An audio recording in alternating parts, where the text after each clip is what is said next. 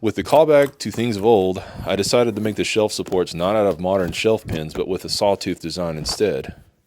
I don't know how many woodworkers will know about a place like Sin Cut Send, but they're really affordable place to get parts lasered or CNC'd with the use of STLs or DWGs from your favorite CAD software.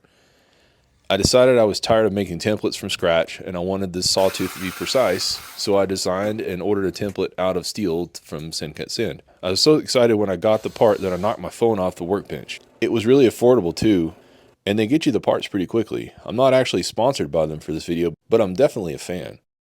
It was probably overkill to make the template out of steel, but even though I might be risking my flush trim bit if I cut the steel accidentally, I wanted the template to be robust. I could have easily ordered this out of plexiglass from them as well. It made cutting these parts out a breeze. The screw holes to hold the template on are also the through holes for screwing the sawtooth pieces to the bookshelf itself.